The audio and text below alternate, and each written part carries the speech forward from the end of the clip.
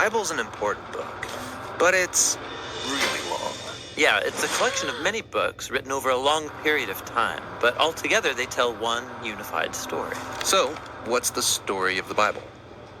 Well, it begins by introducing us to a beautiful mind, the author of all reality, a being called God. And he has the power to take the dark chaos of the uncreated world and bring about order and beauty and a garden full of life. And to crown this accomplishment, God appoints these creatures called humanity, Or in Hebrew, Adam. and they're made as God's image. Which means that they're commissioned to rule this beautiful world on God's behalf by harnessing all of its potential and creating even more beauty and order. This is a story about humans using their power to do meaningful, life-giving work. But the question is, how? Yeah, humanity now faces a choice that's represented by a fruit tree. So humans could partner with God and find freedom by trusting in his knowledge of good and evil.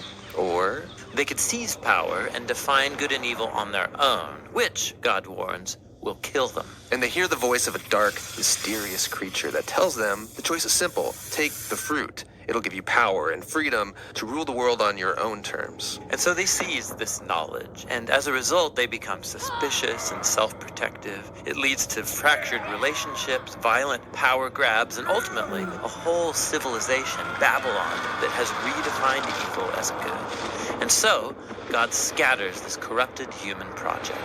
Then here the story of the Bible takes an important turn. We zoom into the story of a man and a woman who come out of Babylon, Abraham and Sarah. Yeah, God promises that from them will come a new people, a nation that has another chance to make the right choice. And if they succeed, it will open up this new way forward for the rest of humanity. And this is why the rest of the Bible story is about this family. And it does not go well.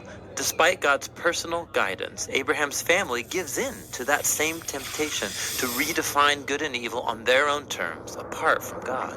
Even when their best people were in charge, rulers who loved God's guidance and had divine wisdom, even they gave in. And so Israel was warned by their own prophets that these choices would lead them back to Babylon, this time as conquered captives living in exile, and that's exactly what happened. So even with God's personal guidance, Israel fails. Who can succeed? Well, the prophet said that the story wasn't over. God's going to send a new leader to Israel to cover for their failures and to transform the people's hearts and minds so that they can make the right choice. And so the part of the Bible called the Old Testament ends, and these promises are left hanging. And then the biblical story continues into the New Testament. We're introduced to a man who comes from the line of Israel's kings, Jesus of Nazareth. And he said that he was bringing all these promises to their completion. He confronted that dark, mysterious evil that all humanity is given into and resisted its power. And then he announced that God had arrived to rule the world through himself.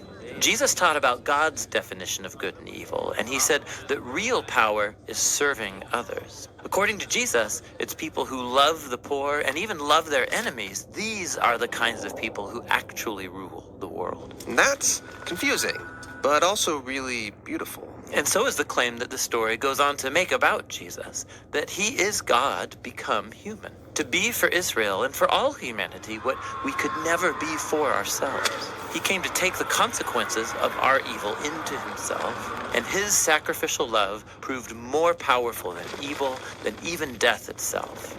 So now humanity's presented with a new choice. Represented by a new tree. Stick with the old way of being human, or venture into this new way. And in the story, those who choose the way of Jesus find themselves energized by God's own power. People who know that they are loved and forgiven by God can become people who love and forgive others in return. The Jesus movement quickly spread throughout the world, forming these new communities of people who follow the way of Jesus. But they faced problems. There was persecution from the outside by people in power, and inside there was confusion, even compromise. Yeah, because following Jesus is really hard. And so the movement's leaders, called apostles, they wrote letters to comfort and to challenge these communities to stay faithful to the difficult way of Jesus. And they're called to hope for the day when Jesus will come and change everything. And so the Bible ends by pointing to the future day, when all wrongs are made right, when evil is eradicated, heaven and earth are united, and humanity can rule the world together in the love and power of God. Okay, so that's the story of the Bible.